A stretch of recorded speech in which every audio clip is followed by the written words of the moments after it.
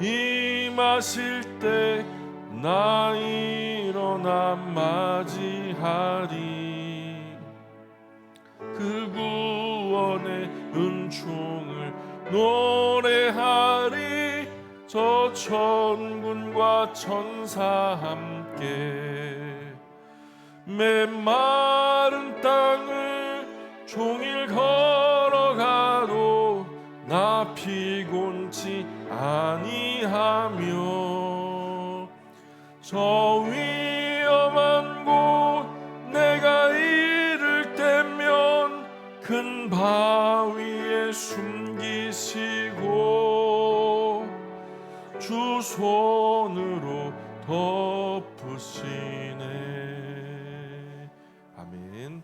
우리 오후 성경 강좌를 위해서 우리 이시윤 간사님 대표 기도해 주시겠습니다.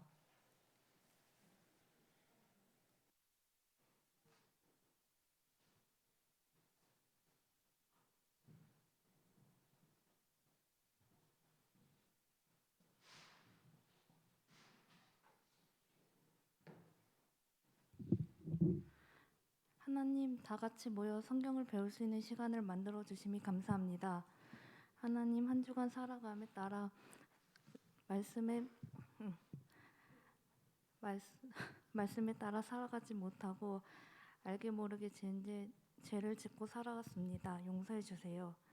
하나님, 오늘 배우는 말씀을 통해 한 주간 살아가는 힘과 지혜를 주시고 말씀 안에 살아갈 수 있게 도와주세요. 말씀을 전하는 목사님께 힘을 주시고 바르게 전달되고 듣는 우리도 말씀을 바르게 알아갈 수 있도록 도와주세요. 교회 안에 있는 연로하신 어르신들과 몸이 아프신 분들이 있습니다. 건강해질 수 있도록 도와주세요. 내일부터 있는 독서 캠프 2박 3일 중에 함께해 주시고 처음부터 마지막까지 안전으로 지켜주세요. 언제나 감사드리며 예수님의 이름으로 기도드렸습니다.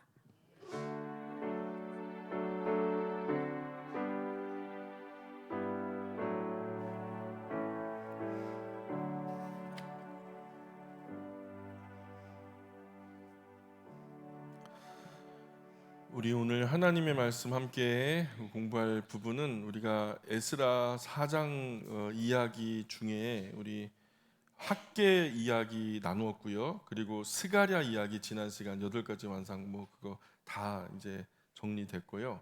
이제 에스라 5장으로 건너왔습니다. 에스라 5장으로 건너오시면 되겠습니다. 에스라 4장까지 읽다가 이제 성전 건축이 중단되었다, 그 이야기가 이제 나왔었잖아요. 근데 어떤 이유로 어떻게 왜 얼마나 중단됐는지 이야기가 있었고, 그게 이제 그 이야기를 잘 설명해 줬던 책이 학개서 그리고 스가랴서가 부족한 부분들을 채워주었죠. 그리고 다시 이제 에스라 5장으로 왔습니다. 그래서 성전 짓다가 중단되었고 9년 동안 중단되었을 때 학개 스가랴 선지자가 와서 하나님 말씀을 외쳤고, 학개 스가랴 선지자가 외친 말씀 다 들어봤으니까 이제 다시 에스라서 4장을 넘어서 5장으로 이제 우리가 건너왔습니다. 에스라 5장 펼치셨죠?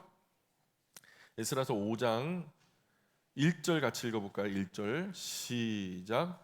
선지자들 곧 선지자 학개와 이도의 손자 스가랴가 이스라엘의 하나님의 이름으로 유다와 예루살렘에 거주하는 유다 사람들에게 예언하였더니. 아멘. 5장 1절에 선지자들이라고 했죠. 그 선지자들이 누구죠? 그죠? 그 뒤에 나오죠. 학개와 스가랴. 그리고 학개 스가랴 이야기 우리가 나누었죠? 예, 잘 나누고 왔습니다. 학개 스가랴 선지자가 무슨 말씀 전했는지 전한 하나님 말씀 잘 듣고 왔고, 2절 계속 읽어보겠습니다. 2절 시작. 이에 스알디엘의 아들 스룹바벨과 요사닥의 아들 예수아가 일어나 예루살렘에 있던 하나님의 성전을 다시 건축하기 시작하매 하나님의 선지자들이 함께 있어 그들을 돕더니. 아멘. 자, 일을 시작해야 돕죠. 일도 시작 안 했는데 누가 돕겠어요? 뭐든 도와줘봐요. 말 안 하면 몰라요, 그죠? 하나님도 돕기 어렵죠. 하나님도 일을 안 하는 사람 도울 수 없어요. 열심히 일하면서 하나님 좀 도와주시면 안 될까요? 그러면은 도와주시죠. 열심히 일하는 사람의 등 뒤에서 순풍이 되셔서 하나님은 순종하게 일이 이루어지도록 함께 하시며 도우시죠. 말씀 듣고 믿고 순종해서 일하는 현장에는 성령 하나님이 충만하게 임하시죠. 뭔가 합력해서 선이 이루어지는 아주 통쾌한 일의 보람을 느끼게도 하시고요. 일할 때 성령 하나님이 분명하게 도와주신다는 것을 정말 신실한 하나님의 사람들은 느낍니다. 그래서 일하지 않으면서 하나님 함께 해주십시오. 막 그런데 일을 안 하면서 뭐 자꾸만 하나님하고 함께 하자 그러냐. 그 일하시는 하나님인데 일하시는 하나님 뭐 데리고 놀려 그래요? 우리가 그 하나님이 만약에 일하지도 않으면서 하나님 함께 해주십시오 그러면 하나님이 야, 너 왜 자꾸 그러냐? 나 일하느라고 바쁜데 그럴 것 같아요.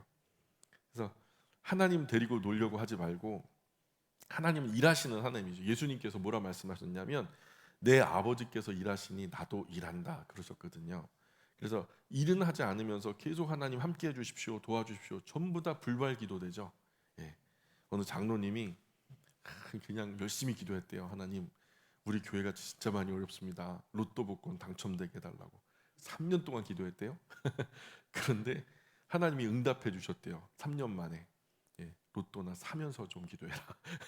로또도 안 사면서 막 그렇게 기도했던 거죠. 미약하고 보잘것없고 서툴러도 작게라도 시작하면 하나님이 도우시죠. 모세의 지팡이 너 손에 들려진 게 뭐냐? 하나님 그것으로 일하시거든요. 손에 들려진 거 그거라도 시작하는 거 그게 정말 중요하죠. 그게 이제 세상 그 속담 속에 시작이 반이다 그러잖아요. 하나님이 꼭 그러세요. 시작하는데 손에 들려진 작은 것으로라도 시작하면 하나님이 도우시죠. 시작이 반이라는 의미가 참 의미가 있습니다. 그래서 모세의 지팡이가 그런 것이고 물고기 2마리 떡 5개. 그럼 어떻게 저 이 사람들을 다 먹입니까? 한 2천만 원 정도 되는 돈을 가지고 있다 해도 가도 그때 당시 뭐 공산품이 아니고 뭐 공장에서 찍어내는 것도 아니니까 누군가 조금 만들어 놓은 거 사서 먹는 정도지 이 수많은 사람들이 먹을 거 어디서 구한단 말입니까? 그래도 한번 줘봐라. 떼서 주다 보니까 차고 넘쳐 12바구니가 남게 됐잖아요. 그죠? 그래서 우리가 하나님의 영광을 위해 하는 일은 마치 거룩한 씨앗 같아요. 미약하고 보잘것없이 느껴지고 이거 이렇게 해도 하나님 영광 받으실까? 이게 일이라고 할 수 있을까? 이게 어떤 의미가 될까? 일단 시작해 보라니까요. 하나님 그 씨앗이 가장 풍성하게 열매 맺도록 도와주시는 분이에요. 한 선교사님 자녀가 있었어요. 그 선교사님 그 자녀를 갖다가 이제 비밀한 말로 MK라 그래요. 목회자의 자녀는 PK라고 하고 그래서 MK 자녀들을 모아놓고 한 공동체에다가 열심히 이제 그 후원 저기 선교사님들이 교육자가 돼가지고 그 아이들의 교육을 책임지고 하는 그런 상황이 있었는데 이 아이들이 여기서 막 포갑을 당한 거예요. 막 선교사님들이 MK라고 하니까 엄마 아빠 저 멀리 떨어져 있고 학교에서 이렇게 합숙하며 공부하는 아이들을 막 말도 되지 않는 어떤 그냥 폭행, 가학 이런 것들을 저지르면서 큰 어려움이 있었던 거죠. 이분이 자라나면서 이 MK의 교육에 관한 한 이슈가 굉장히 중요하구나. 그리고 미션 그 현지에 선교 현지에 있는 이분들의 어떤 후원이나 복지나 이런 것들이 정말 중요하게 살펴줘야 할 특별한 사역이구나라는 걸 알고서 이분이 열심히 그것에 대해서 기도하다가 본인이 그것에 초석을 놓기로 결정을 하죠. 그렇게 시작된 게 컴패션이에요. 여러분 잘 아시죠? 오늘 수만 명, 수십만 명의 아이들에게 먹을 것을 제공하는 그 거룩한 단체가 바로 그렇게 시작된 거예요. 별거 아닌데 뭐라도 아 여기에 필요가 있겠구나 해가지고 하다 보니까 돕는 사람들이 붙고 또 물질이 생기고 하면서 기관이 생기고 조직이 생겨서 오늘 이 기관을 통해서 수많은 아이들이 정말 은혜를 공급받고 있죠. 하나님의 은혜를 공급받고 있죠. 우선 하나님을 사랑한다면 그리고 내가 하려고 하는 일이 죄가 아닌 이상 시작하셔야 된다는 거예요. 하늘은 스스로 돕는 자를 돕는다는 말이죠. 내가 선한 의지로 하려고 할 때 하나님이 도우시고요. 함께 하십니다. 근데 일하지 않으면 하나님도 함께 하실 수 없잖아요. 일하지 않는 사람은 무엇으로 함께 있어요. 정말 도와주시나 한번 볼까요? 우리 5장 3절, 4절, 5절 5장 3절, 4절, 5절 읽어봅니다. 시작. 그때에 유브라데 강 건너편 총독 단네와 스달보스네와 그들의 동관들이 다 나와 그들에게 이르되 누가 너희에게 명령하여 이 성전을 건축하고 이 성곽을 마치게 하였느냐 하기로 우리가 이 건축하는 자의 이름을 아뢰었으나 하나님이 유다 장로들을 보셨으므로 그들이 능히 공사를 막지 못하고 이 일을 다리오에게 아뢰고 그 답장이 오기를 기다렸더라. 그죠? 항상 하나님의 일인데도 회방하는 사람이 있어요. 그죠? 못된 이 두 사람이 또 닫는 스달보스네 이름도 괴기해요. 그죠? 이런 사람들이 계속 그냥 막 방해하는데 그런데 에스라 5장에서 이제 다시 학계 스가랴 책망과 권면 위로의 소망의 말씀을 듣고 성전 공사가 중단된 지 9년 만에 다시 재개하는데 또 강서편에 총독 닫는애와 스달보스네 이런 사람들이 와가지고 찝쩍거리면서 또 시비를 거는 거죠. 시비를 걸어요. 예. 이에 대항해서 이제 우리는 페르시아의 초대 왕 고레스 때 정식으로 허가받아서 하는 짓이다. 그러니까 이 성전 재건이 예, 그죠? 아직 이제 세팅이 좀 덜 돼가지고 부족한 부분이 많습니다. 양해해 주시고 혹시라도 개선되어져야 할 부분들이 있으면 단톡이나 저 개인적으로 좀 얘기 좀 해주세요. 지금 손 봐야 한다면 꼭 봐야 되는 부분들이 있거든요. 그래서 오늘 우리 애기 엄마들도 아까 얘기를 들어보니까 지금 유아방이 예배드리기가 참 많이 불편하대요. 그래서 카페 좀 환하게 터진데 아이들이 덜 답답할 테니까 그래서 그쪽에 지금 스피커 빼는 작업을 하고 있어서 좀 시끄럽죠. 지금 근데 다 조용해진 것 같아요. 우리 김근석 간사님이 어제 밤샘 일하고 아침에 교회로 바로 온 거예요. 잠을 못 자고 지금 저렇게 일을 하시고 그런데 불평불만 하면 되겠어요, 안 되겠어요? 안 되죠. 예, 어려운 가운데 봉사하는 손길에 하나님께서 만배로 갚아주시기를 바랍니다. 그래서 우리가 좀 더 좋아지는 일에는 좋은 마음으로 우리가 좀 개선될 부분이 있으면 피드백을 주시면 우리가 언제든지 이제 바뀔 수 있다. 또 좋은 면으로 개선될 수 있다. 이렇게 생각하시면 좋을 것 같아요. 어쨌든 오늘 이 사람들이 자꾸만 방해를 하니까 이에 대응해가지고 성전을 재건하려고 하는 세력들은 이거는 페르시아에서 초대 왕이었던 고레스가 정식으로 명령했기 때문에 이루어졌던 일이다. 허가를 받았다. 무슨 소리냐 하면서 이제 확신을 가지고 밀고 나가는 거죠. 유대 장로들이 그러면 우리는 페르시아 황제 다리오에게 한번 물어보자. 우리가 같이 너는 반대하고 우리는 찬성하니까 이게 진짜 그런가 한번 공문을 보내서 이 답조가 오기까지 한번 우리가 기다려보자. 기다리면서 성전 건축을 안 하는 게 아니라 답장이 올 때까지는 어쨌든 해야죠. 그죠? 이런 분이 있어요. 답장 올 때까지 안 하는 사람이 있고 답장이 올 때까지 하는 사람이 있고 좀 하려고 하는 사람은 진짜 적극적으로 하는 거죠. 그때 강서편 총독 닫느데와 스달보스네가 다리오 왕에게 다시 고소 고발장 상소문을 써가지고 보낸 거예요. 회방하면서 이 사람들이 불법으로 이렇게 해가지고 이 사람들이 성전 건축하고 나면 정신적인 지주가 되고 기준이 돼서 또 황제를 향하여 반기를 들고 폐역하게 되는 못된 민족이 될 거라고 하면서 막 온갖 회방임 자기들도 그런 같은 족속이면서 그러니까 다리오 왕도 우리 스룹바벨하고 다리오 왕이 친구였던 이야기는 우리 역사 이야기에서 들었죠. 예, 그래서 7 지혜자로 삼으려고 심포지움까지 열고 막 그랬던 거 기억나시죠? 그래서 이제 나중에 이제 원한다는 게 그 스룹바벨이 성전 재건에 하다가 그 건축이 중단됐으니 돈이나 많이 좀 건축 자금 좀 달라고. 야, 뭐 할 일이 없어 그런 것들을 소원으로 구하냐? 7 지혜자 중에 하나 되면은 그런 거는 그냥 화장실 짓는 것만큼이나 간단하게 처리할 수 있는 건데, 야, 그래놓고서 또 어쨌든 소원이니까 들어줬던 기억을 하시죠. 그러니까 다리오도 그냥 쉽게 보이잖아요. 친구에 관련된 일이니까. 그런데도 자꾸 불미스러운 투서가 올라오니까 무슨 이런 자건 사업을 하는데 이런 말썽이 자꾸만 생기냐? 지난번에도 중단되었다더니 수룹바벨 말 들어보니까 그게 아니던데 너희들이 지금 이렇게 고소고발할 내용이 아니던데 우리 자초지정을 한번 알아보자. 제대로 한번 근본부터 한번 파헤쳐 보자. 그래서 신하들에게 조사를 명령해요. 이거 이 성전 재건에 관한 이야기 한번 제대로 한번 뒤집어 봐라. 처음부터 우리가 한번 생각해 보자. 그래서 신하들이 또 역사 서적 곳간을 다 뒤져요. 서적이 쌓였던 모든 곳간을 다 뒤지면서 저 메데나라 앙메다궁에서 두루마리 하나가 나왔는데 이 두루마리가 뭐냐? 놀라지 마시라. 고레스 칙령 원본이 나온 거예요. 이 원년의 왕, 초대 왕이 아주 적극적이고 지엄하게 성전을 재건하라 하면서 그에 필요한 모든 것들은 다 제공하고 세금도 면해주고 막 이런 얘기가 나오니까 이제 문제 다 해결된 거죠. 고레스 칙령 뭔지 아시죠? 예, 이해하실 거예요. 그러니까 이 중요한 서류 잘 챙겨 두셔야 된다니까요. 어디 화장대 위에 두었다가 쓰레기 버릴 때 같이 버리면 곤란해지는 거예요. 그러니까 뚜렷한 기억은 3일 가고 흐릿한 메모는 1000년 같네요. 그러니까 기록해 두시는 게 좋아요. 연세가 드실수록 계속 기록해 두셔야 돼요. 제가 저희 어머니 보고도 항상 말씀드리는데 자꾸 까먹으셔요.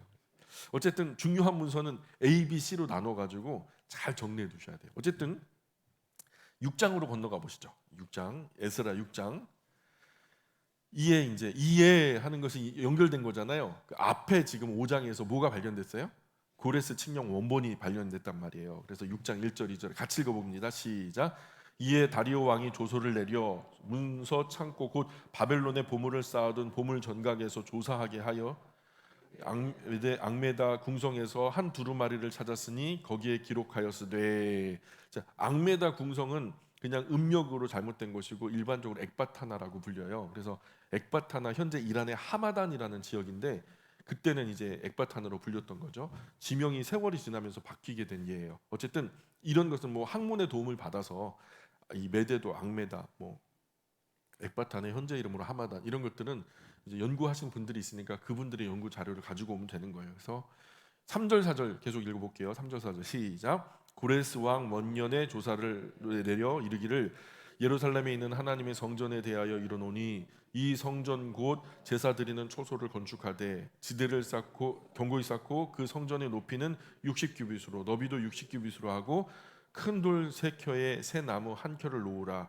그 경비는 다 왕실에서 내리라. 아멘. 자, 고레스 칙령 원본이 성전 규모까지 다 명시돼 있어요. 허가가 난 정도가 아니라 황제가 적극적으로 나서서 명령한 거예요. 지엄하게 명령한 거예요.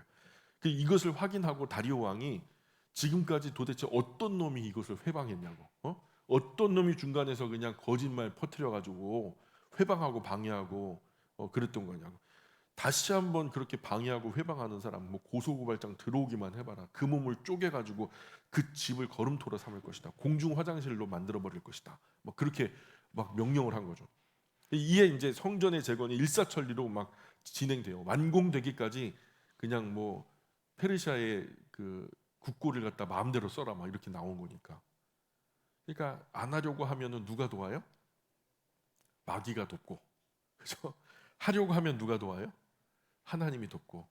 안 하려고 하면은 1만 가지 핑계를 대요. 아주 순서대로 마귀가 질서 있게 한 1만 가지 하지 않아야 할 이유를 갖다가 아주 포기할 명분도 근사하게 해가지고 안 하게 하거든요. 그게 마귀의 일이에요. 그죠? 때려쳐야 할 일, 그만둬야 할 일. 그 이 교회만 교회야 하면서 그런 일들 많죠. 악한 영이 늘 그렇게 도발하고 못 살게 굴거든요. 그래서 하려고 하면 하나님이 도와주시죠. 해야만 하는 한 가지 이유를 가르쳐줘요. 하나님은 수만 가지 얘기할 필요도 없어. 한 가지. 그래서 마귀의 도움을 받아 포기할 것인지 하나님 도움 받아서 일할 것인지 그 사이의 선택은 우리 몫이다. 예, 그것이 신앙이라는 거예요. 조금 힘들고 어렵다고 쉽게 포기하고 물러서 버리면 승리하는 삶 살지 못하죠. 여태까지 실패하는 삶을 살았다면 이제는 좀 다른 선택을 해보는 게 좋아요. 그래서 사람이 회방할지라도 하나님을 향한 충성된 마음으로 하나님의 도우심을 구하면서 우직하게 밀고 나가는 자세가 우리에게 너무 필요하다. 작은 뭐 걸림돌이 왔다고 해서 이거 봐라, 하나님의 뜻이 아닌가 보다, 하나님이 우리와 함께하지 않는 것 같다, 지도자가 띨띨해서 자꾸만 일이 안 이루어진다, 이런 식으로 핑계댔던 과거 이스라엘의 핑계가 우리의 핑계가 되지 않기를 바라요. 그래서 어쨌든 이 지도자들의 도움을 받아서 결국 하나님의 도우심을 구하면서 우직하게 밀고 나가. 결국에는 하나님이 도우시고 또 선지자도 돕고 성령 하나님이 도우시고. 그래서 6장 전체를 보면 다리우스 왕이 아무도 회방하지 못하게 조소를 내려요. 추가 조소를 내린 거죠. 그래서 6장 13절부터 보세요. 6장 13절부터 다리오 왕의 조소가 내림에 유브라데 강 건너편 총독 단느네와 스달보스네와 그들의 동관들이 신속히 준행하니라. 지금 방금 전에 대적하고 회방하던 이 사람들이요, 이제 협조자가 된 거예요. 신속히 준행하니라. 14절에 유다 사람의 장로들이 선지자 학계와 이도의 손자 스가랴의 권면을 따랐으므로 성전 건축하는 일이 형통한지라. 이스라엘 하나님 명령과 바사왕 고레스와 다리오 왕이 아닥사스다 조서를 따라 성전을 건축하며 일을 끝내되. 다리오 왕 일이 어떻게 됐대요? 끝냈대요. 일이 끝냈대요. 그 끝냈다는 말은 무슨 의미죠? 성전 건축이 완성됐대요. 다리오 왕 제6년 아랄월 3일에 성전 일을 끝내니라. 아멘. 야, 그러니까 다리오 왕 2년 6월 그래서 8월에 학계 스가랴가 이제 먼저는 학계가 6월에 스가랴가 8월에 말씀 선포하잖아요. 근데 다리오 왕 6년 아달월에 완성한 거 보니까 공사를 재개한 지 약 4년 만에 완공된 거. 하려고 하면 그 4년 만에도 끝낼 수 있었던 일이잖아요. 포로에서 돌아와서 1년 되어 가지고 1년 2개월에 기공식하고 6년 동안 진행되다가 9년 중단되고 그래 가지고 9년 이후에 다시 재개했을 때 4년 만에 완공되니까 애초 처음 돌아와서 시작했던 그 시점으로부터 지금에 이르기까지 약 20년. 돌아온 지 20년 만에 하나님의 성전을 완공하게 되죠. 그 과정이 정말 쉽지 않았죠. 입장 바꿔 생각해 보면 정말 쉬운 일이 아니었을 거예요. 그죠? 수많은 방해도 있고 내적으로도 문제가 있었고 외적으로도 문제가 있었고 막 이방인 여자와 막 결혼해 가지고 그것도 그죠? 대제사장이 말이에요. 그리고 다른 어떤 이스라엘의 귀환한 이스라엘 아버지들이 다 그냥 이방 여자와 결혼해 가지고 쫓아내느라고 그러니까 또 친정에서 그냥 장인 그리고 그 형님들 막 다 몰려와 가지고 또 애써 쌓았던 거 다 헐어버리고 막 얼마나 또 파란만장했어요, 그죠? 그래서 완공해 놓고 보니까 그 해가 주전 516년이다라는 거죠, 그죠? 주전 536년, 주전 536년에 포로에서 돌아와서 주전 516년에 완공하고 보니까 20년이 걸렸어요. 그래서 주전 586년 5월 7일에 성전이 불탔죠. 그때 한번 생각해 보세요. 586년 5월 7일에 불이 탔고 주전 516년에 완공됐어요. 자, 586 빼기 516은 몇? 70년 만에 성전이 회복된 거예요. 70년 만에. 사람이 회방하고 마귀가 회방하고 중단하고 우여곡절 많았지만 그래도 하나님의 시간표에 딱 맞춰서 70년 만에 성전이 딱 완공이 된 거예요. 이런 것들을 보면 사람들이 때때로 낙심하고 또 두려워하고 회방 많이 받고 그래서 좌절하고 우여곡절 파란만장 다 겪지만 결국 누구 뜻대로 다 된다? 하나님 뜻대로 된다. 이거 믿으시면 되는 거예요. 이거 믿으시면 돼요. 결국 하나님 뜻대로 되어지이다. 예, 뜻이 하늘에서 이룬 것 같이 땅에서도 이루어질지어다 하면서 막 그렇게 담대하게 가는 거죠. 그렇다고 하나님이 원하는 대로 사실 다 되는 건 아니에요. 사람들을 관한한 인격에 관한 하나님도 마음대로 못하시고 강제하지 못하는 부분이 있어요. 최소한 하나님이 계획했던 대로 큰 하나님의 프로젝트는 다 이루어지게 되니까 그런 것들을 미리 다 내다 보니까 70년 만에 회복될 것을 말씀하실 수 있는 거잖아요. 하나님이 이런 거 못 보셨으면은 야 70년 만에 회복되리라 그랬는데 아니 71년 만에 회복됐어 봐요. 아니, 69년 만에 회복됐어 봐요. 그러면 하나님 말씀이 틀린 거잖아요. 하나님이 이 정도는 보실 수 있어요, 없어요? 충분히 하나님 이 정도 보실 수 있는 분이니까 물론 그 이상 하실 수 있는 분이라고 저는 믿는데 이 정도 이상 우리가 확인할 수 있는 건 이 정도 이상은 하나님 하실 수 있다는 것을 우리가 아니까 하나님의 의지할 만한 분이시죠, 하나님. 그죠? 6장 16절 보세요. 6장 16절 이스라엘 자손과 제사장들과 레위 사람들과 기타 사로잡혔던 자의 자손이 즐거이 하나님의 성전 봉헌식을 행하니 하나님의 성전 봉헌식을 행할 때에 수소 100마리와 수장 200마리 어린 양 400마리를 드리고 또 이스라엘 지파 수를 따라 순염소 12마리로 이스라엘 전체를 위하여 속죄제를 드리고 제사장을 그 분반대로 레위 사람을 그 순차대로 세워 예루살렘에서 하나님을 섬기게 하되 모세의 책에 기록된 대로 하게 하니라. 사로잡혔던 자의 자손이 첫째 달 14일에 유월절을 지키되 이제 정상적으로 성전이 가동되면서 절기가 지켜지면서 하나님을 향한 제사가 이제 시행되기 시작하는 거죠. 이것은 하나님과의 교제가 시작되었다. 하나님과 다시 소통하게 되었다. 다시 하나님은 이스라엘의 하나님이 되시고 이스라엘은 하나님의 백성이 되었다. 이런 것들을 의미하잖아요. 우리도 성전 헌당했죠. 1월 8일 날. 그죠? 그때 우리나라에서 제일 맛있는 도시락 먹었죠. 그죠? 하나님 안에서 기뻐하고 즐거워했죠. 이런 때는 참 중요한 절기거든요. 이렇게 유월절도 지키면서 기뻐하고 즐거워했다는 거예요. 22절 보세요. 6장 22절. 즐거움으로 이래 동안 무교절을 지켰으니 이는 여호와께서 그들을 즐겁게 하시고 또 아수르 왕의 마음을 그들에게로 돌려 이스라엘 하나님이신 하나님의 성전 건축하는 손을 힘있게 하도록 하셨음이었더라. 누가 그렇게 하셨더라? 하나님이 그렇게 하셨다. 그래서 학개 스가랴 선지자의 말씀을 순종해서 달게 듣고 하려고 하니까 하나님께서 그 선한 손으로 도우셔서 이렇게 성전이 완공되었고, 또 그 성전의 이름을 수룹바벨 성전이라고 부르게 돼요. 솔로몬이 지은 건 솔로몬 성전, 수룹바벨이 재건한 건 수룹바벨 성전. 그래서 제1성전은 솔로몬이 지은 솔로몬 성전, 제2성전은 수룹바벨이 지은 수룹바벨 성전이라고 부르게 된 거죠. 그래서 나중에 이것도 무너져요. 무너져서 나중에 세운 그 성전은 헤롯 성전이라고 부르게 되죠. 기억나요? 예수님 당시에 지어지고 있었던 성전. 그 또 중간에 그 남방왕 북방왕이 막 싸우고 막 난리를 지겨가지고 성전이 또 무너지게 돼요. 그때 다시 재건하는데 헤롯 때에 헤롯이 에돔 사람이거든요. 이스라엘 백성들한테 좀 잘 보여가지고 나도 적통이라고 좀 소문 좀 내줘라. 나 정상적인 유대인이라고 좀 인정 좀 해줘라 하면서 유대인 볼 때 좀 좋아할 만한 일들을 많이 했어요. 그래서 예수님도 죽이고요, 막 그냥 제자들도 죽이고요. 그랬던 이유가 유대인들한테 잘 보이려고. 근데 그 유대인들이 제일 좋아하는 게 뭐냐면 성전 재건이거든요. 그래서 수룹바벨 성전도 이제 이후에 무너졌지만 헤롯이 지어서 제 3성전을 헤롯 성전이라고 부르게 되죠. 자, 그리고 6장 끝에다가 뭐라고 쓰시냐면 거기 6장 끝에다가 에스더서로 가자 이렇게 적으시면 돼요. 6장 끝에다가 에스더서로 가자. 에스더서로 오셨어요?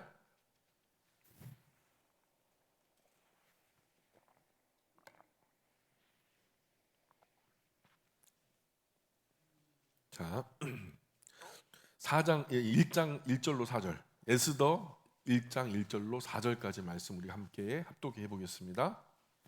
지금 우리 어디서 이쪽으로 왔죠? 에스라 몇 장에서? 6장 끝에서, 그죠? 6장 끝에서 에스더 1장으로 왔어요. 왜냐하면 에스더 시대거든요, 지금 여기가.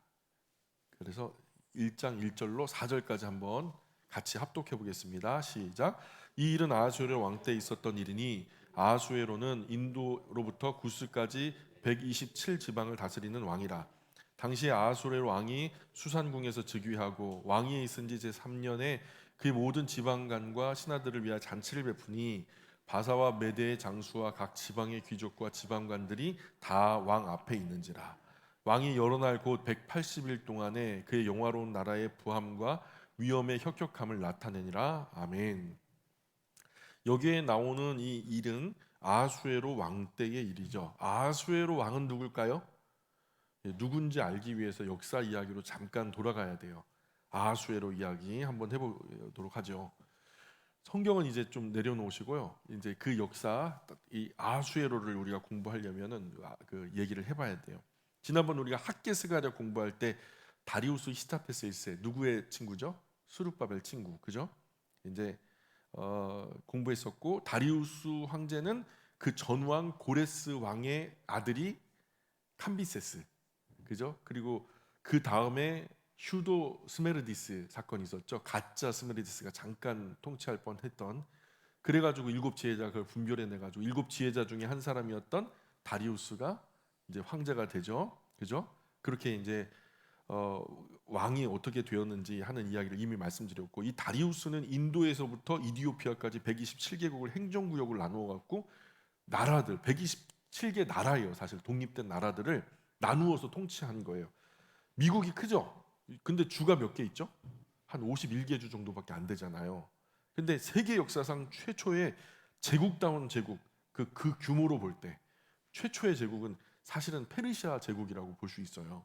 페르시아 이전에는 큰 나라가 패권을 잡았더라도 제국이라고 부르지는 않아요. 역사가들은 제국이라 할 때는 페르시아 때부터 제국이라고 말을 해요. 이 127개의 나라, 그런 넓은 국가들을 다스리려면 각 지역과 나라들에서 어떤 일이 일어나는지 정보가 필요하잖아요. 쟤네들이 우리한테 반기를 들지 아니면 협조적인지 아니면은 뭐 민숭맹숭한지, 우리식으로 말하면 국가정보원 같은 게 있어야 되잖아요. 그 다리우스가 그걸 만들었어요. 국가정보원을. 그래서 다리우스는 지금으로부터 2500년 전 사람인데 국정원 같은 그런 기관을 만들고 또 그게 불과 일주일 안에 그 모든 땅끝의 정보들이 한 곳에 모일 수 있도록 통합할 수 있는, 정보를 통합할 수 있는 그런 체계를 갖췄단 말이에요. 우리식으로 말하면 파발마 같은 개념이죠. 그런 것들. 그리고 그것이 원활하게 되려면은 고속도로가 좋아야 돼요. 도로가 꾸불텅꾸불텅하면 일주일 안에 못 와. 그러니까 뭘 해야 되겠어요? 고속도로를 놔야죠. 2500년 전에 고속도로를 놨어요. 그게 뭘로 만들었냐? 우리는 지금 뭘로 만들어요? 아스팔트로 만들잖아요. 원유 찌꺼기. 그죠? 근데 지금 그때 당시 그 이제 다리우스는요. 화강암으로 깎아 만들어요. 놀라운 일이에요. 지금도 그게 훼손되지 않고 유지 보수되는 데가 있어요. 그렇게 만들었던 고속도로의 흔적이 지금도 여러 곳에 남아 있고, 다리우스 이제 고레스 왕 둘째 딸 아토사를 공주로 얻어요. 이 아토사 공주를 아내로 삼는 거죠. 왜냐하면 다리우스는 적통이 아니죠. 고레스는 위대한 왕인데 다리우스는 일곱 지혜주 중에 한 사람이기 때문에 고레스와는 또 차별되는 부분이 있잖아요. 그러니까 백성이 볼 때 그래도 옛날 왕 고레스가 좋았어, 이런 말이 나올 수 있겠죠. 그래서 이제 사실 다리우스가 그 고레스의 딸 이 아토사 공주와 결혼을 해서 아내로 삼고, 그래서 고레스의 딸 아토사도 고레스의 피가 있어서 그 이제 좀 보통 여자는 아니에요. 일반적인 여자는 아니에요.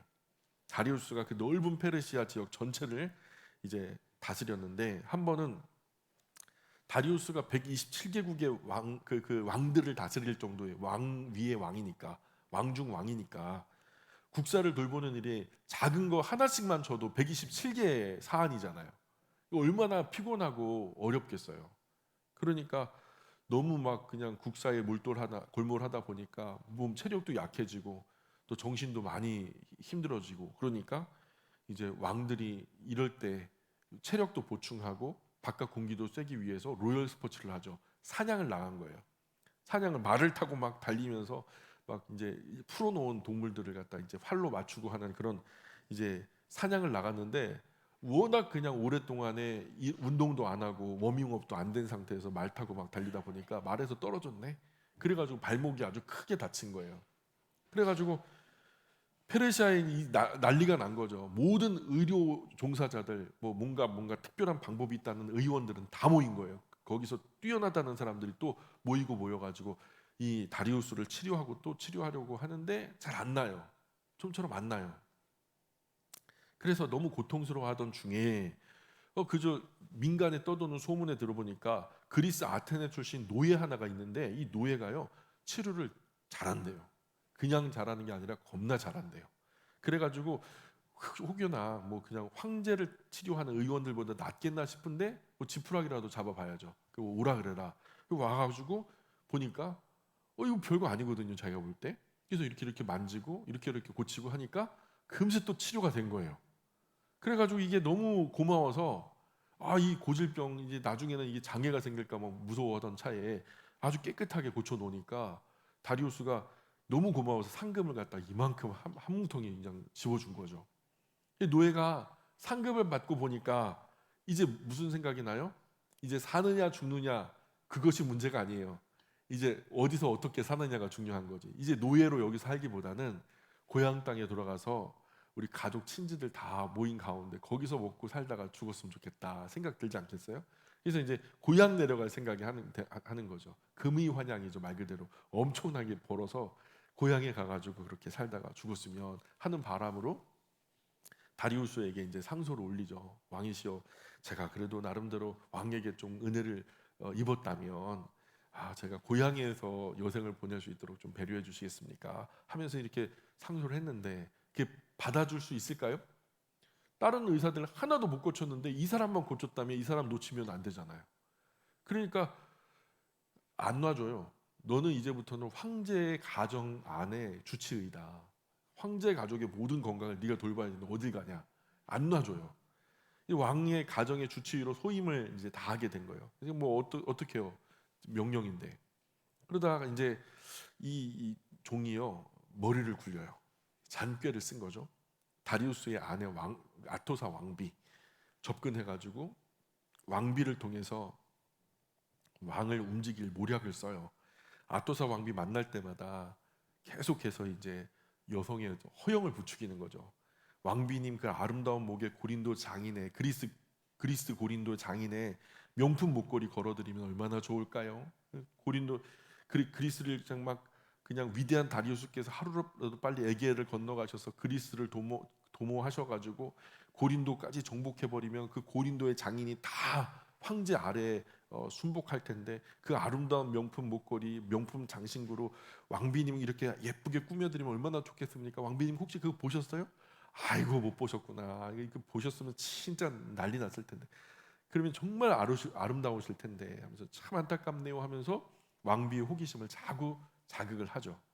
잊을만 하면 왕비님 그 가늘고 긴 손가락에 고린도 장인의 명품 반지를 갖다 한번 끼워드리면 얼마나 좋을까요? 정말 예쁠 텐데 하면서 그렇게 유치한 수작에 또 왕비가 넘어가요. 예, 반복 학습이 중요한 거예요. 계속 반복하니까. 이렇게 그리스 노예가 도발하니까 왕비가 도발을 당해가지고 어느 날 다리우스를 봤는데 나름대로 얼마나 또 빡빡하게 일정 가운데 국사에 골몰하다 왔겠어요. 집에서는 좀 쉬어야 되는데 집에 들어온 이 다리우스를 향해서 아토사 왕비가 바가지를 긁기 시작하는 거예요. 천하의 다리우스께서 어찌 우리 아버지가 차지해가지고 물려준 그것만 만족하면서 그것만 다스리려고 말이야. 남자가 돼가지고 말이야. 더 큰 포부를 가지고 막 에게해를 넘어가지고 마게도니아, 아가야, 그리스 거기까지 왜 도모하지 못하십니까? 대륙을 건너가면 어디 덧난답니까? 막 하면서 막. 그 다리우스가요 사실은 지혜로운 사람이 7지혜자 중에 뽑힌 사람 아니에요. 그러니까 이런 거는 도발 당하지 않아요. 웬만하면 그냥 귀로 한 귀로 듣고 한 귀로 흘리는 게 그게 좋은 거다 하면서 이제 아무 신경 쓰지 않았는데 이게 계속되니까 예? 틈만 나면 바가지 긁어대니까 세상에 여자 말 안 듣는 남자 없다고 다리우스도 은근 자존심 건드려지는 거죠. 사실 장인 고레스가 그려놓은 경기 안에서만 통치하려고 했던 것이 사실이니까 아내 말에 살짝 자존심도 상처가 나고 그래서 그럼 저 세상 구경 좀 할 겸 전쟁 한번 나가볼까 하면서 이제 다리우스가 그런 생각을 하게 된 거예요. 그렇게 군사를 일으켜요. 그리고 보스포러스 해협 그 아시아와 유럽의 대륙 경계에 있는 조그마한 해협을 이렇게 이제 넘어간 거죠. 넘어가자마자 처음으로 만나는 지역이 어디냐? 스키티아라고 하는 지역이에요. 스키티아 지역. 그래서 그 군사를 일으켜서 보스포러스 해협을 넘어서서 스키티아 지역에 딱 내려선 거죠. 골로새서에 보면은 이런 말이 나와요. 거기에는 헬라인이나 유대인이나 할레파나 무할레파나 야만이나 스구디아인이나 종이나 자유나 차별이 있을 수 없나니 뭐 이렇게 이런 말씀이 나오는데 스구디아인이라고 하는 게 스키디아인을 말하는 거예요. 그래서 이 중간에 야만인, 스구디아인 이게 이제 바로 다리우스가 치러 올라갈 때 처음으로 맞닥뜨린 지역 스키티아인들이 살던 그 지역을 말하는데 어쨌든 스키티아 사람들이 다리우스 끌고 오는 이 페르시아 군대를 보니까 맞서 싸웠다가는 상대가 안 되겠어요. 한 30만 정도? 뭐 많게는 100만까지도 보는 사람들이 있어요. 근데 어쨌든 수십만 대군이 이 대륙으로 넘어온 거예요. 근데 기껏해서 다리우스의 군대를 자기들의 군대를 세하려 보니까 채 많이 안 돼요. 뭐 수천, 9천 뭐 이 정도밖에 안 돼요. 그래가지고 이 맞서 싸우다가는 10대 1 싸움이 되는데 이거 싸움이 되겠냐? 그래가지고 이제 우리는 전술이 달리 써야 되겠다. 맞닥뜨려 가지고 싸우는 건 안 되고 기만 전술, 메롱하고 도망가는 거예요. 메롱하고 도망가면은 또 따라오겠죠. 다리우스의 큰 군대가 신속하게 움직이는 어렵잖아요. 그러니까 따라올만 하면 스키디아 사람들은 날렵하게 도망가 버리고 또 따라올만 하면 또 날렵하게 도망가 버리고 그렇게 여러 번 하다가 심지어는 다뉴브강까지 건너가 버려요. 다리우스가 이제 혹시라도 에게해를 건너올 때 이런 때를 대비해서 배다리를 잘 만드는 이오니아 사람들, 밀레토스 사람들을 고용해 가지고 그들을 이제 다뉴브강을 건널 때 배를 갖다가 연결해 가지고 배다리를 만들게 했는데 달력이 없으니까 이제 매듭을 30개를 갖다 매줘 가지고 매듭 하나를 갖다 풀 때마다 하루가 지나는 것으로 해서 30일 동안 우리가 그 사람들을 치고 돌아올 테니까 너는 이 매듭 풀면서 기다리고 있어라. 그래서 배달이 그 전에는 절대 해체하지 말아라. 그랬는데 이 스키디아 사람들이 계속 기만전술 쓰면서 도망가니까 그리고 다리우스 군대가 올만하면 우물에다가 막 오물을 퍼붓고 물도 못 마시게 해버리고 막 식량도 한 톨 안 남기고 풀조차도 다 쥐어 뜯어버리고 채소밭 다 갈아 뭉개버리고 아무것도 먹을 게 없게 만들고 계속 도망다니고 그래서 가다가 길이 갈라지면요 이쪽으로 가는 척하고 저쪽으로 또 가고 저쪽으로 가는 척하고 이쪽으로 가고 발자국은 이쪽으로 내놓고 가기는 저쪽으로 또 한참 가다 보면은 갈라지는 길이 있으면 부대를 나눠요. 반은 이쪽으로 반은 저쪽으로 계속 한참 가다 보니까 계속 부대가 갈라지고 양갈래길에서 또 갈라지고 도저히 이게 안 되는 거예요. 전쟁이라고 할 수 있는 이 상황이 안 되는 거죠.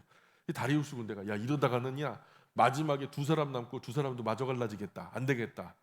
일단 작전상 후퇴다.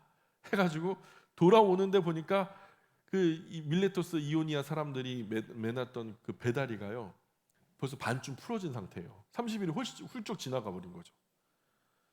그래 다시 그냥 돈을 주고 야 배다리 연결해라. 연결해서 건너고 그 다음에 해체하자. 그래갖고 다시 연결해서 이제 결국엔 돌아오게 됩니다. 대륙을 다시 건너와서 본국 페르시아까지 다시 돌아온 거예요.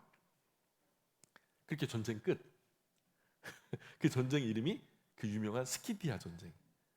힘 빠지고 맥 빠지고 뭐 맞서서 그냥 칼 한 자루 이렇게 휘둘러 본 적 없이 활 한 번 시원하게 쏴본 적 없는 이 맥 빠지고 김 빠지는 전쟁이 스키디아 전쟁이에요. 싸워보지도 못한 진 전쟁. 그렇게 돌아오고 나니까 아토사 왕비가요. 왕이요 무슨 전쟁을 그따위로 합니까? 또 바가지가 시작되죠. 그 수십만 대군 가지고 데려가갖고 그 한다는 게 아이고 참 하면서 막 하니까 자존심도 상하는데 계속 듣기도 민망하고 그래서 다리우스가 왕실의 권위와 체면을 위해서 새로 군사를 재정비해가지고 이번에는 배를 타고 바다로 돌아가지고 이제 밑에서 유럽 대륙을 밑에서 위로 치고 올라가는 그 형상으로 이렇게 해서 이제 다다르게 되는 것은 보스포러스를 건너면 스키디아가 처음 만나지만 밑으로 돌아서 올라가게 되면 제일 첫 번째 만나는 평야가 마라톤 평야예요. 마라톤 평야. 그래서 바로 다리우스가 마라톤 전쟁을 일으킨 사람이 이 다리우스예요. 7 지혜자 중에 한 사람. 우리는 존경에 맞지 않는 그러나 사실 세계사 속에서는 참 그렇게 악한 왕으로 그려지고 있죠. 배를 타고 대군을 이끌고 들어간 마라톤 평야. 순탄한 항해를 통해서 잘 도착할 즈음에 아테네에 이제 전령을 보내죠. 그리스 아테네 심장 같은 곳에다가 아테네여 흙과 물을 황제에게 바쳐라 하는 거예요. 흙은 이 모든 땅은 황제의 소유입니다. 이 땅에서 나는 모든 물은 다 황제의 것입니다라고 고백하는 거죠. 자기가 종속국이라는 것은 예로 갖추는 거죠. 그래서 우리는 이제 조공을 바칠 것이고 전쟁 없이 우리는 흡수 통일되길 원합니다. 이렇게 하는 것이 이제 흙과 물을 바치는 그런 과정인데 조용히 그러면 물러나가지고 계산기만 두드리면 끝나는 거예요. 피 한 방울 흘릴 이유도 없고요. 그런데 이 다리우스가 보낸 전령을요 깊은 마른 우물에다가 발로 쳐서 그냥 떨어뜨려 죽여버려요. 그리고 대국 페르시아에게 그 작은 미미한 소국 그리스 아테네가 선전포고를 한 거나 마찬가지죠. 한편 아테네 군대는 민주적이라 한 사람이 군대를 독점하면은 강포로 독재 체제로 뭐 그냥 과두 정치를 펼칠 수 있으니까 의회 정치 비슷하게 그래서 여러 사람이 군대를 돌아가면서 통치하게끔 만들어요. 그래서 사령관도 없이 10명의 장군이 하루에 한 명씩 지휘를 맡아서 돌아가면서 군대를 이끄는데 다리우스와 페르시아의 군대가 마라톤 평야에 도착했던 날 아테네 군대에 맡아가지고 지휘했던 지휘관이 밀티아데스라고 하는 장군이었죠. 그 장군 이 페르시아 군대는 그때 당시 한 10만 대군쯤 되었고요. 아테네 군대는 한 10,000명 정도밖에 안 됐어요. 10,000명도 안 되는 군대로 10배가 넘는 페르시아 군대를 맞서야 되는 상황이 된 거죠. 그래서 페르시아 군대가 마라톤 평야에 배를 갖다 대면서 건너편을 보니까 아테네 군대가 진을 치고 있는데 아테네 그 밀티아데스 군대를 보니까 아주 우스운 거예요. 듬성듬성 잔디 위에 겨울에 이렇게 다 벗어진 것처럼 듬성듬성 격떨어지게 저것들하고 우리가 어떻게 싸워 하면서 한심스러운 거죠. 하면서 긴장을 풀고 아주 여유롭게 야 우리는 그러면 몸보신나 하면서 좀 이렇게 전열을 갖추고 한번 가자 할 때 그냥 한꺼번에 딱 덮치면 끝나는 거니까 우리는 우선은 짐 내리고 그냥 그 야영할 그 진지부터 구축하자 막 그러는 거죠. 그러면서 이제 짐 대고 한쪽에서는 또 저녁 준비하고 또 한쪽에서는 또 막 짐 나르고 막 그런 분주한데 그렇게 하는데 갑자기 평야 저쪽에서 먼지가 뿌옇게 일어나면서 막 말을 타고 막 달려오네요. 그러더니 막 가까이 왔는데 돌격 앞으로 하는 소리가 들리더니 이게 웬걸 예고도 없이 밀고 들어와가지고 막 아테네에 기마병대가 막 질풍처럼 막 쏟아져 들어온 거죠. 그래서 그리스 아테네 군대의 주 무기는 장창이에요. 장창. 사람 키 한 3배 되는 그 장창에 갖다가 이렇게 앞에다가 대고서 막 밀고 들어오는 거예요. 근데 페르시아의 군대의 주무기는 활이었거든요. 활. 그때야 비로소 이제 페르시아 군대가 야, 이 전쟁이 벌써 시작됐구나. 야, 이러다가 우리 큰일 나겠다. 그래갖고 짐 틈에서 야야 빨리 활하고 화살하고 꺼내. 활은 어디 있는데요? 그 13번째 배에 있냐? 거기 싣고 왔냐? 찾아봐라. 활은 어디 있는? 화살은 어디 있는데요? 글쎄 27번째 거기 있을까? 한번 찾아봐라. 하는데 벌써 찾다가 벌써 들이닥친 거죠. 그래가지고 밀티아데스 군대가 그냥 장창으로 콕콕 찔러서 다 죽여요. 그냥 급하게 그냥 또 이게 야 이게 이럴 것이 아닌가 보다 짐 다 내려놓은 상태에서 몸만 배에 싣고서 급하게 배로 타고서 바다로 도망쳐 나온 거예요. 이게 무참하게 이제 아테네 그 마라톤 평야에서 실패를 맛보고 이것을 이제 그 돌아서 다시 이제 아테네 직접 우리가 들어가야 되겠다. 이거는 아니다. 여기는 벌써 기다리고 있었다. 그러니 돌아서 우리가 아테네로 직접 들어가자. 해가지고 배를 돌려갖고 오는데 웬걸요? 벌써 군대가 달려와가지고 이쪽에서 기다리고 있는 거예요. 근데 이 다리우스가 볼 때는 여기도 군대가 있고 저기도 군대가 있는 걸로 착각하는 거예요. 이 군대가 빨리 달려가서 여기를 막는다고 생각을 못하고 여기도 군대가 있고 저기도 군대가 있다고 생각하고서 아 이거 안 되겠다. 그냥 돌아가자. 그래갖고 마라톤에서도 돌아가게 돼요. 이 이야기를 이제 이 기쁜 소식을 우리가 승리했다라는 그 기쁜 소식을 아테네 군인 하나에게 본토 이제 아테네 본부에다가 알리기 위해서 페이디피데스라는 병사에게 전령을 보내요. 달려가는데 그 거리가 한 40km가 넘는 거죠. 그래서 그 거리를 막 달려가고 아 천하의 페르시아 다리우스를 상대로 당신의 자랑스러운 군대가 맞서 싸워 승리했노라고. 그리고서는 그 자리에 쓰러져 죽었단 말이죠. 그 거리가 한 40km, 42.195. 근데 이게 사실은 이제 안 맞대요, 사실은. 그래서 그 거리를 다시 재보니까 40km 좀 못 된대요. 그 청년 병사 페이디피데스가 승전하고 엎드러져 죽어버린 그 장소가 지금 현재 그리스 올림픽 주경기장, 그곳이 된 거죠. 그리고 거기에 올림픽 들어가는 그 과정에 그 관문 가장 중심에 큰 유리구슬을 하나 박아놨거든요. 거기가 이제 페이디피데스가 쓰러져 죽은 자리다. 그렇게 이제 아시면 되는 거고요. 그래서 지금이야 뭐 스마트폰으로 그냥 우리가 이겼어요. 와 이겼다. 그럼 끝나는 건데 그때는 사람이 전달하지 않으면 어쩔 수 없는 상황이었으니 어쨌든 인류 역사상 그렇게 아주 비참하고 맥 빠지고 김 빠지는 전쟁이 두 개가 있어요. 하나는 스키디아 전쟁, 하나는 마라톤 전쟁. 이 다 주인공이 누구예요? 다리우스가 주인공이에요. 어쨌든 스키디아 전쟁, 마라톤 전쟁 연이은 패배로 페르시아의 체면이 나중에 처참하게 구겨졌죠. 이 그 큰 나라가 이 작은 나라한테 된통 두드려 맞고 울면서 돌아온 격이 되니까 그러다가 다리우스 왕은 나이도 많고 그죠? 아내 바가지는 계속되고 자존심은 상하고 그래서 화병이 났는지 늙어 동쪽으로 원정을 떠나요. 그래도 마지막 내가 죽기 전에 한 번은 승리해야 되지 않겠냐. 정해진 뻔한 전쟁 한번 가려고 동방 원정을 가요. 근데 그 전쟁터에서 전사하고 말아요. 그래서 강 아래는 페르시아 패권을 장악하는 큰 승리가 있었지만 강 위쪽으로는 연이은 전쟁의 패배로 세력 확장 실패했다는 거죠. 그리고 다리우스 히스타페스 1세가 죽고 그 아들이 이제 아하수에로예요. 아하수에로. 이제 아하수에로 이름 나왔죠? 이 아하수에로 다리우스의 아들이 이제 에스더에서에 나오는 아하수에로 왕이에요. 이 사람이 세계사 속에서 크세르크세스라고 불리는 왕이에요.